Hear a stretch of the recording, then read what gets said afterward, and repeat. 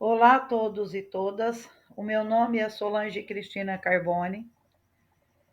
Irei apresentar o meu projeto intitulado Planejamento Permacultural na Escola, EI Professor Arlindo Fantini, Educação e Vivência Ambiental. Este trabalho ele foi organizado em conjunto com o professor da disciplina de permacultura, professor doutor Fernando Sérgio Okimoto.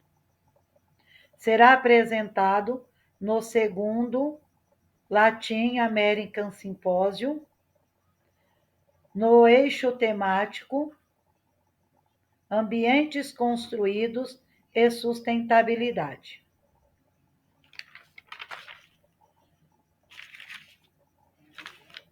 Este trabalho surgiu a partir da ótica apresentada na disciplina de permacultura, onde observamos e analisamos os diversos agrupamentos humanos e os trabalhos permaculturais, os trabalhos de práticas sustentáveis desenvolvidas por eles. Desta forma, percebemos que poderíamos agregar o conhecimento às práticas sustentáveis a uma educação ambiental com excelência e de qualidade. Sabemos que a educação ambiental, ela ocorre nas unidades escolares, são apresentados aos alunos as ODSs, o uso racional dos recursos naturais como a água, o solo e a energia, mas não existe uma integração, uma contextualização entre teoria e prática. E a permacultura, o projeto permacultural, ele vem justamente suprir essa lacuna. Ou seja, os alunos já têm a teoria, eles conhecem a teoria e agora será realizado a prática pedagógica. Quando nós observamos, é interessante, é importante a conexão, a contextualização entre teoria e prática. Desta forma, o trabalho permacultural, ele se dará em todas as suas instâncias. Então, todo o objetivo permacultural de ambientes resilientes, de um futuro com práticas agrícolas sustentáveis, se darão no futuro a partir do momento que tiver o entendimento, ou seja, que o aluno estiver apto a conseguir contextualizar a teoria e a prática.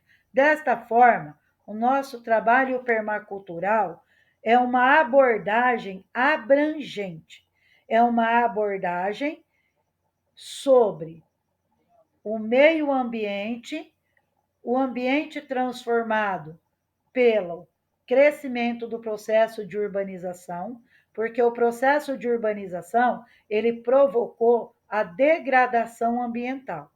Praticamente devido ao crescimento da população, houve uma degradação dos ambientes naturais muito grande. O desmatamento, a retirada da mata ciliar dos rios, os rios urbanos que estão canalizados ou praticamente se tornaram um esgoto a céu aberto, e nós precisamos fazer uma interferência muito rápido nessa falta de infraestrutura, nessa falta de organização do meio ambiente que foi degradado pela construção da cidade. Para que haja realmente uma aprendizagem, uma educação ambiental, é preciso unir teoria e prática. Para conciliar essa aprendizagem, tornar uma aprendizagem de excelência, nós criamos praticamente uma metodologia, traçamos uma metodologia para analisar, observar e realizar um planejamento permacultural na escola Arlindo Fantini. A primeira etapa a ser realizada foi uma revisão bibliográfica. Nós precisávamos conceituar o tema. Então, o conceito permacultural e, além do conceito permacultural, qual seria a educação ambiental proposta e promovida pelas unidades escolares. Buscamos projetos que foram desenvolvidos em unidades escolares. Percebemos que a maioria dos trabalhos permaculturais, eles não são direcionados a uma educação ambiental ou não são direcionados a unidades escolares. Eles são realizados na área urbana. Buscamos também no currículo paulista quais são as inferências, quais são os trabalhos que são norteados pela educação ambiental. Percebemos que, na formação dos estudantes, o currículo paulista de 2019, ele traz como fundamental para os estudantes, impulsionando a conscientização dos estudantes. Então, no currículo paulista de 2019, está fundamentado que é necessário que ocorra uma educação ambiental de qualidade com excelência, que os alunos precisam ser capacitados, que eles precisam desenvolver os objetivos e conhecer os objetivos do desenvolvimento sustentável, as ODS da Agenda 2030. Então, isto está pautado no currículo em ação, essa educação ambiental. O trabalho permacultural, ele vem justamente auxiliar nessa educação ambiental. Então, aquilo que está pautado no currículo paulista, aquilo que está na teoria e não tem sentido, porque o aluno não tem vivência dessa teoria, a metodologia que utilizaremos no planejamento permacultural fará com que o aluno integre essa teoria que não tem sentido a um trabalho permacultural, aos princípios da permacultura, que mostram sentido a essa integração entre o ser humano, os alunos, a comunidade e o meio ambiente. Não podemos descartar numa educação ambiental essa falta de vínculo entre educação ambiental, ser humano e a sua integração com o meio ambiente. Porque o círculo, o meio que está ao seu entorno, é o meio ambiente que ele vai utilizar para sobreviver no futuro. E se não ocorrer essa conscientização, nós não teremos um futuro sustentável para as futuras gerações. Dentro dessa revisão bibliográfica, dessa funcionalidade da permacultura, nós elaboramos também uma pesquisa a respeito da bioconstrução.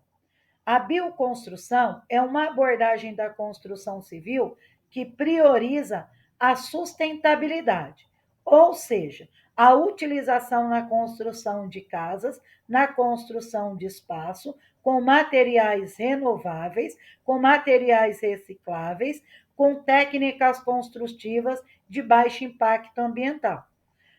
Então, o conhecimento para o aluno dessa prática e dessas técnicas vai nortear também a nossa educação ambiental de qualidade com a utilização da bioconstrução.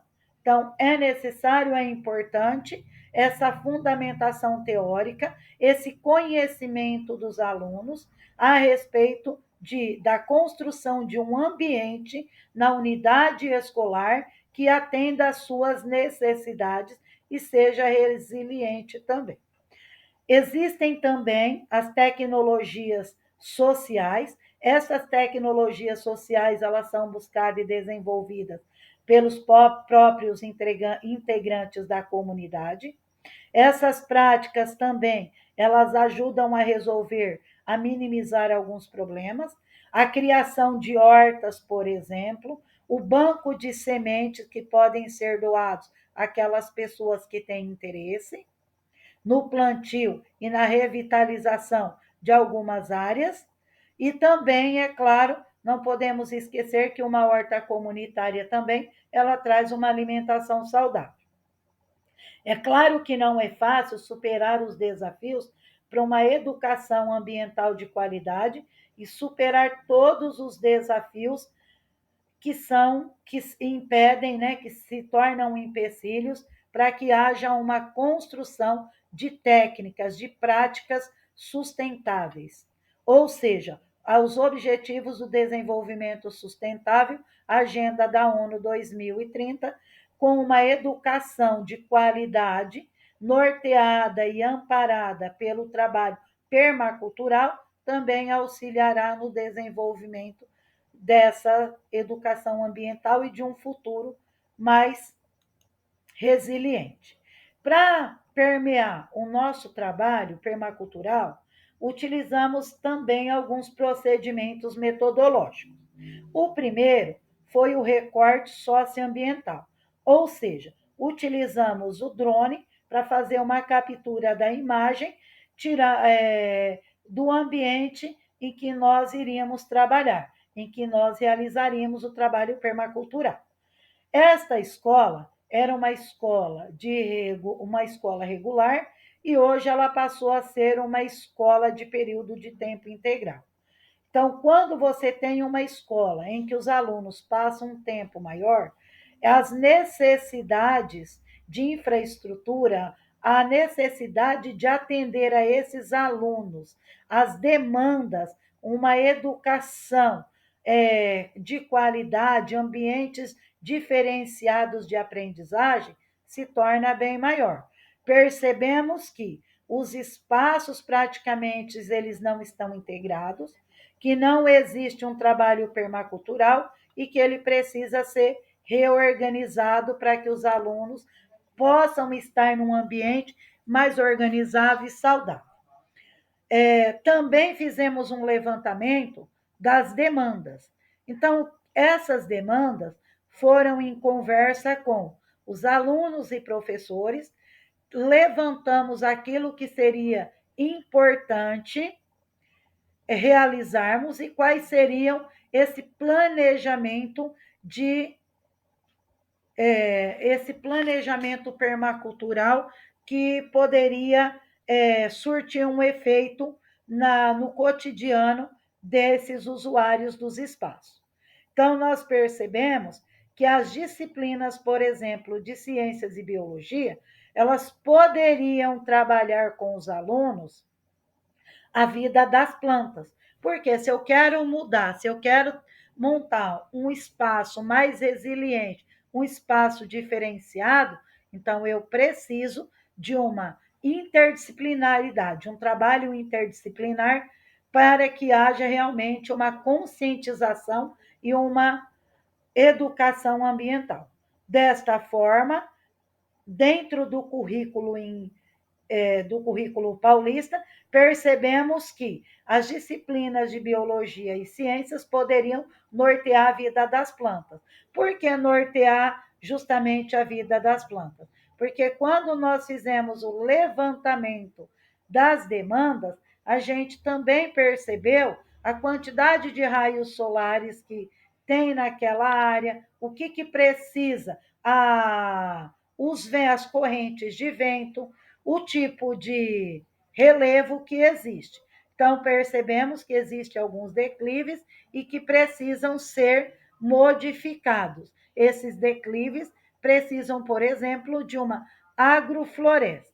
Então, a disciplina de língua portuguesa, por exemplo, poderia trabalhar as receitas, hábitos e alimentação saudável. Os procedimentos metodológicos, né? Pensando ainda nesses procedimentos metodológicos, realizamos a setorização do espaço. Então, o que seria essa setorização?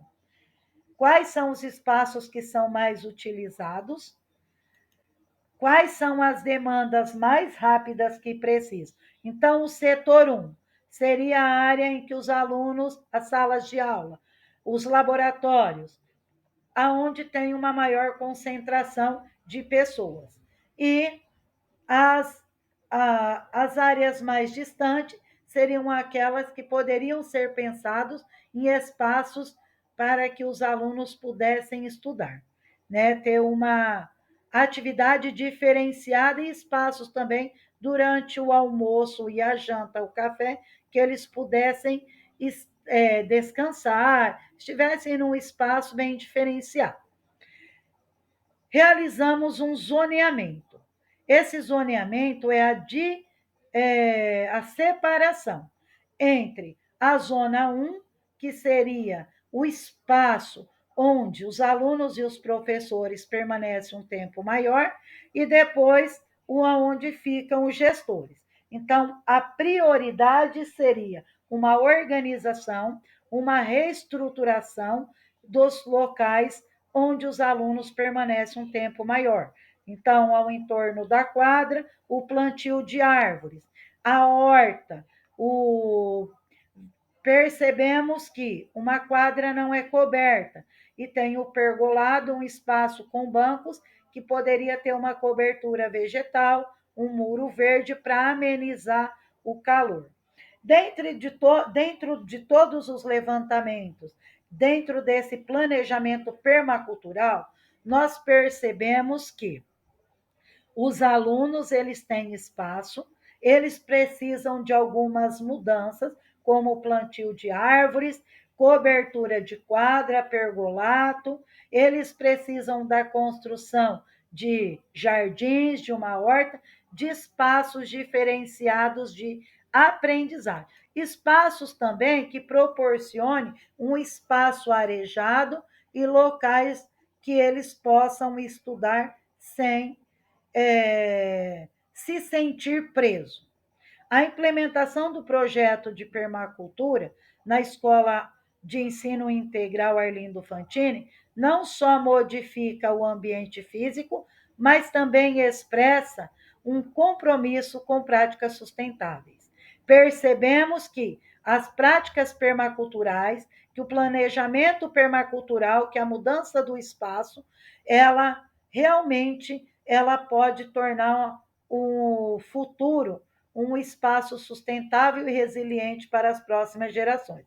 Ou seja, o trabalho permacultural, a conscientização, ela precisa fazer a integração entre a teoria e a prática.